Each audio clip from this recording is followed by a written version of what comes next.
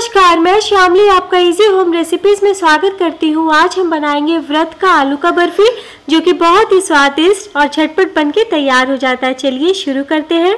आलू की बर्फी बनाने के लिए मैंने लिया है 4 मीडियम साइज के आलू, जिसे मैंने उबाल के छील लिया है। अब सबसे पहले हम एक बाउल लेंगे, या आप अपने हाथों से मैश भी सकते हैं। हमने आलू को कद्दूकस कर लिया है। अब हम एक पैन चढ़ाते हैं। कढ़ाई में हम 3 चम्मच देसी घी डालते हैं।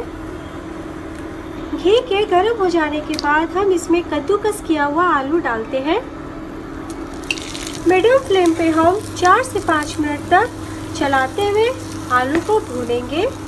जब तक हमारा आलू सौटे हो रहा है, तब तक हम आधा कप चीनी मिक्सी में डाल के पीस लेते हैं, और इसी में हम 4 हरी इलायची, जिसे मैंने छील लिया है, डालते हैं और चीनी का पाउडर बना लेते हैं। चीनी को हमने इलायची डाल के पीस लिया है। इसे हम आलू में मिक्स करते हैं। अच्छे से मिला लीजिए। पाउडर शुगर हम इसलिए डालते हैं ताकि चीनी मिक्स होने में आलू में परेशानी ना हो और ये झटपट मिक्स हो जाए। कितने अच्छे से मिक्स हो चुका है।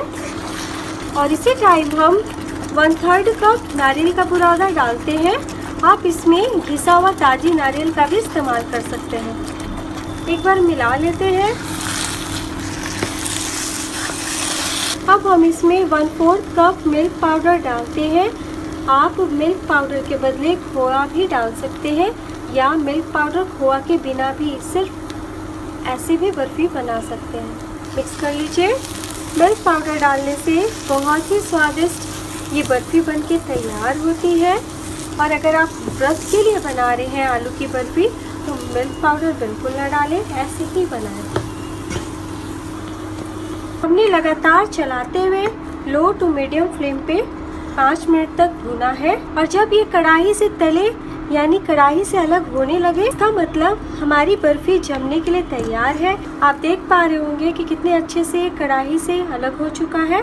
फ्लेम को बंद करते हैं। अब हम इसे जमाते हैं। आलू की बर्फी जमाने के लिए मैंने केक मोल्ड का इस्तेमाल किया है।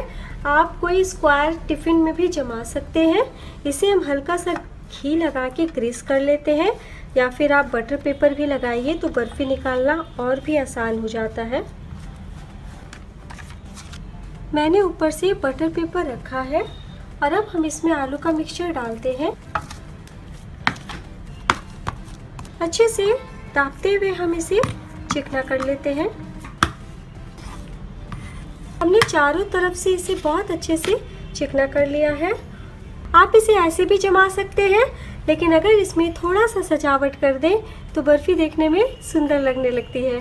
तो हम इसमें थोड़ा सा कटा हुआ पिस्ता डाल के गार्निश करते हैं, और थोड़े से कटे बादाम।